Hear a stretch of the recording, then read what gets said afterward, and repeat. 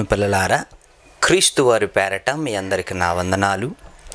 దేవుని మహాకృపను బట్టి, దేవుడు నాకు ఇచ్చిన ఈ మంచి అవకాశాన్ని బట్టి ఈరోజు కూడా కొన్ని విషయాలని బైబిల్లో నుంచి నేర్చుకోవటానికి ప్రయత్నం చేద్దాం.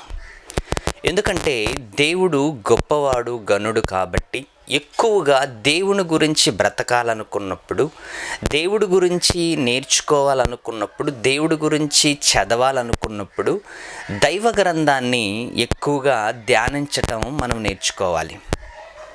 చాలామంది ఏం చేస్తారంటే బైబిల్ని దగ్గర పెట్టుకుంటారు, కానీ అందులో ఉంటున్న విషయాలని చదవటం చాలా తగ్గించారు. ఎందుకంటే రోజు రోజుకి మనుషులు సమస్య పెరిగే కొద్దీ, రోజు రోజుకి మనుషుల ఇబ్బందుల్లో ఇరుక్కునే కొద్దీ వాక్యానికి దూరమైపోతూ అసలు దేవుడి గురించి, దేవుడి దగ్గరికి రాక, దేవుని దరిదాపుల్లోకి కూడా రాక, దేవుడు మాకేం చేశాడు అని ప్రశ్నవిస్తున్నారు ప్రియులారా. అందుకే దేవుడు ఏం చేశాడు అని ఒకవేళ గ్రంథాన్ని పరిశోధన చేస్తే దేవుడు ఏం చేయలేదు అని మనిషి ప్రశ్నించుకోవాలి. దేవుడు ఏం చేయలేదు, ఎలా చేయలేదు, అసలు దేవుడు ఏమేమి చేయలేదు, అసలు మనిషికి దేవుడు ఏం తగ్గించాడు అని వాక్యములో నుంచి మనం నేర్చుకోవాలి.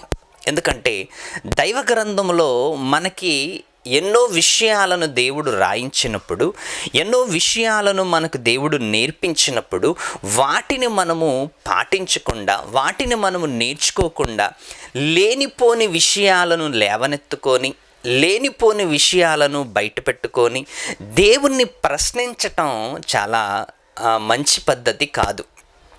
అందుకే బైబిల్లో దేవుడు మనకి ఏం చేశాడు అంటే, మొదటిగా ఏం చేశాడు అంటే మనల్ని భూమి మీదికి పంపించటం ఆయన చేసిన మేలు ప్రియులారా. ఇంకా రెండవది ఏం చేశాడంటే భూమి మీదికి మనల్ని తీసుకురావటం, సజీవ లెక్కల్లో ఉంచటం, మనకి గాలిని, నీరుని, వాయువులను, పంచభూతాలను మనకివ్వటం. ఇవన్నీ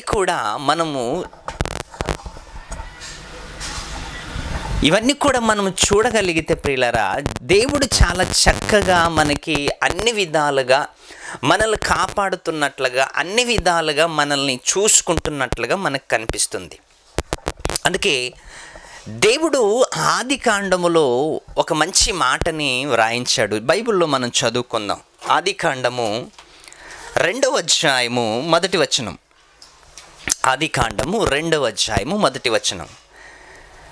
ఆకాశమును భూమియు వాటిలో ఉన్న సమస్త సమూహమును సంపూర్తి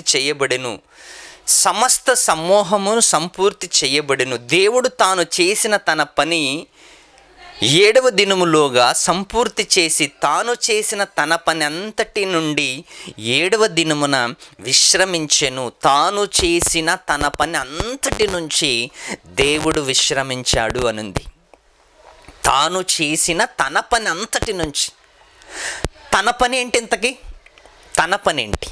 అసలు దేవుడు చేసిన తన పని అంతటి నుంచి విశ్రమించాడు అంటే, తాను చేసిన పనులలో, తాను కష్టపడ్డ ఆ పనులలో ఏదైనా తనకు ఉపయోగం ఉందా? ఏది కూడా ఉపయోగం లేదు. తనకు ఉపయోగము లేకపోయినా కష్టపడ్డాడు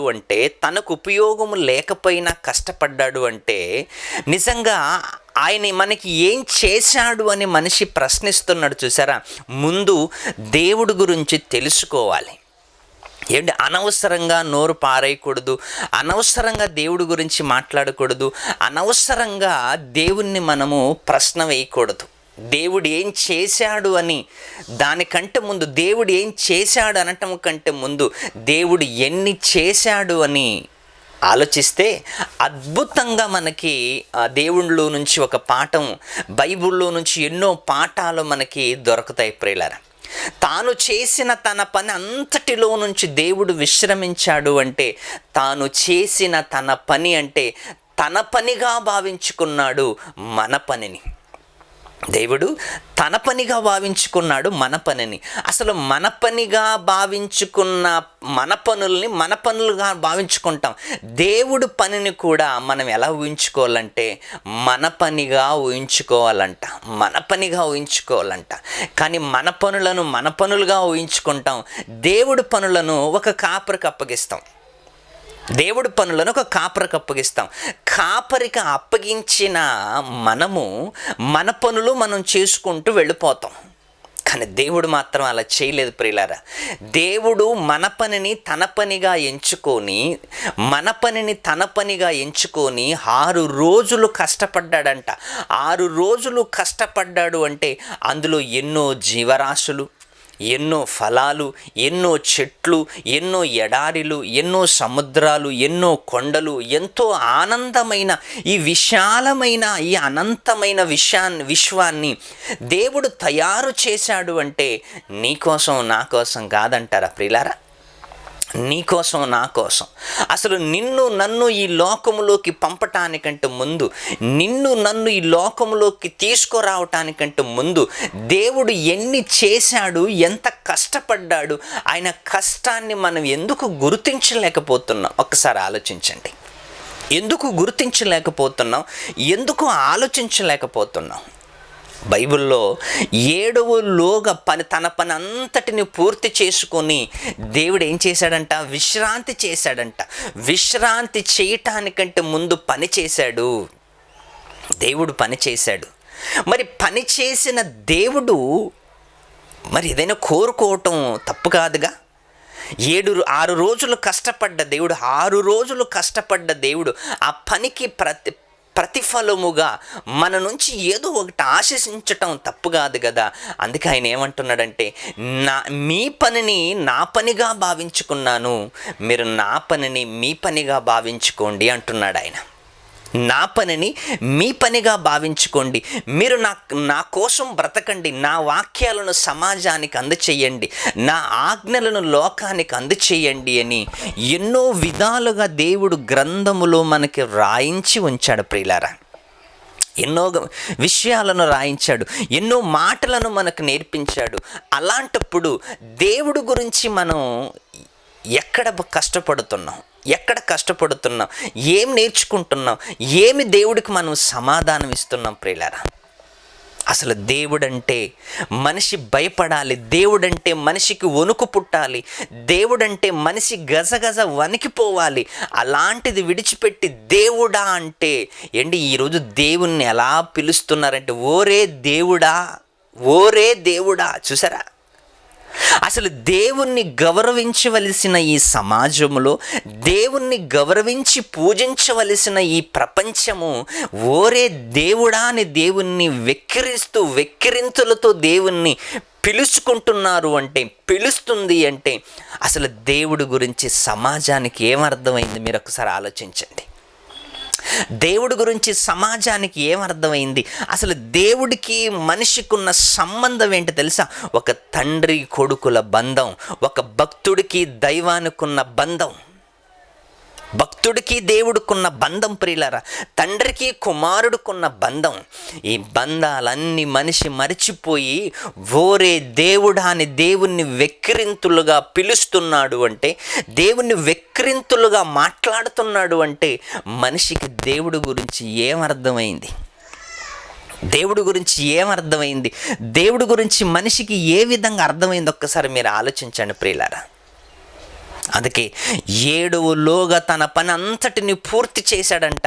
పూర్తి చేసి ఆయన విశ్రాంతి తీసుకున్నాడంట.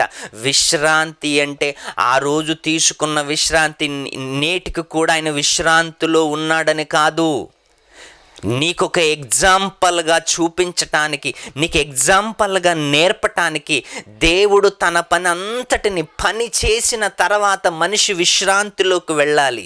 పని చేసిన తర్వాత విశ్రాంతిలోకి వెళ్ళాలి. మధ్యలో పని ఆపేసి నేను విశ్రాంతి చేస్తానంటే, మధ్యలో పని ఆపేసి నేను పడుకుంటాను అంటే సమాజం ఒప్పుకోదు, దేవుడు ఒప్పుకోడు. సమాజం ఒప్పుకోదు, దేవుడు ఒప్పుకోడు. అలాంటప్పుడు పనిని సంపూర్తిగా చేయాలి, నువ్వు పనిని సంపూర్తిగా చేయాలి. అందుకే కీర్తనల గ్రంథంలో ఒక మంచి మాట వ్రాయబడింది, మనం చదువుకుందాం. కీర్తనల గ్రంథం 122వ అధ్యాయం. కీర్తనల గ్రంథం 122వ అధ్యాయంలో ఒక మంచి మాట దేవుడు మనకి వ్రాయించాడు. చదువుకుందాం. ఎంత మంచి మాట, ఒకసారి చదువుకుందాం. 21 కీర్తనల గ్రంథము 21వ అధ్యాయము 121వ అధ్యాయము 2వ వచనం, 4వ వచనం, క్షమించండి, 4వ వచనం. ఇశ్రాయేలును కాపాడువాడు కొనకడు నిద్రపోడు. ఇశ్రాయేలును కాపాడువాడు, తన ప్రజలైన ఇశ్రాయేలు జనాంగం తన సొత్తుగా భావించుకున్న, తనకు సొత్తుగా భావించుకున్న ఆ జనాంగాన్ని కాపాడటానికి ఇశ్రాయేలీలను కాపాడు దేవుడు కొనుకడు నిద్రపోడు. అంటే ఇశ్రాయేలును ఒక్కరినే కాపాడతాడు ఇక్కడ ఉద్దేశం కాదు. యావత్తు ప్రపంచాన్ని కాపాడుతున్నాడు, యావత్తు ప్రపంచాన్ని నడిపిస్తున్నాడు, యావత్తు ప్రపంచాన్ని ఆయన కాపాడుతూ, విశ్వాన్ని నడిపిస్తూ, భూమిని నడిపిస్తూ, సూర్యుని నడిపిస్తూ, నక్షత్రాలను నడిపిస్తూ, అన్నిటినీ నడిపిస్తూ నన్ను నిన్ను భూమి మీద బ్రతికింపజేస్తున్నాడే ఆ దేవుడు. ఆయనకి ఆయన్ని ఎలాంటి గౌరవిస్తున్నాం మనం, ఆయనకి ఎలాంటి మర్యాద ఇస్తున్నాం మనం. ఓరే దేవుడా అంటున్నాము అంటే ఏం మర్యాద ఇచ్చినట్లు ఒక్కసారి ఆలోచించండి. భూమి మీద బ్రతుకుతున్న మన జీవితాలలో దేవుణ్ణి కోల్పోయి బ్రతకటం అంటే ఏంటి? మన ప్రాణంపై కత్తి పెట్టుకున్నట్లతో సమానం. మన పీకల మీద మనమే కత్తి పెట్టుకున్నతో సమానం. అందుకే దేవుణ్ణి విడిచిపెట్టి బ్రతకటం అంటే చాలా కష్టం. ఇశ్రాయేలును కాపాడు దేవుడు కునుకడు నిద్రపోడు అంటున్నాడు. అంటే నిజంగా ఆయన కునుకడు నిద్రపోడు ఈ విశ్వమంతటిని కాపాడటానికి. ఈరోజు నీవు చల్లగా కుటుంబముతో, భార్యతో, పిల్లలతో, అన్నదమ్ములతో, తల్లిదండ్రులతో, బంధుమిత్రులతో పిక్నిక్ వెళుతున్నావు, అన్ని జాగలకి నువ్వు, అన్ని స్థలాలకి నువ్వు వెళుతున్నావు అంటే దేవుడు నీ పట్ల చేసిన మేలులు, దేవుడు నీ పట్ల చేసిన ఎన్నో మేలులు, ఆయన భూమిని కాపాడుతున్నాడు అంటే, ఆయన భూమిని నడిపిస్తున్నాడు అంటే, ఆయన నీ పట్ల తీసుకున్న నిర్ణయాలు, ఆయన నీ పట్ల తీసుకున్న సంకల్పం ప్రియులారా. అందుకే ఎప్పుడు కూడా దేవుణ్ణి చిన్న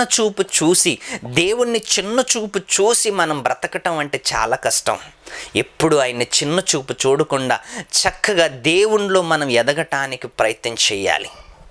ఇశ్రాయేలును కాపాడు దేవుడు కునుకడు నిద్రపోడు.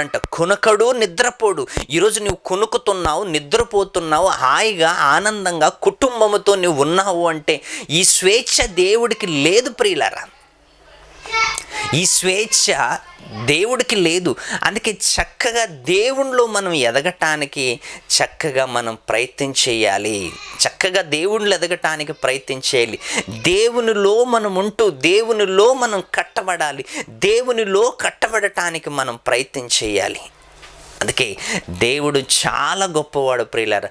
ఆ ఉన్నతమైన ఆలోచనలోకి మనం అందరూ వెళ్ళాలని కోరుకుంటూ ఈ సమయాన్ని ముగిస్తూ సెలవు తీసుకుంటాను. అందరికీ వందనాలు. సెలవు.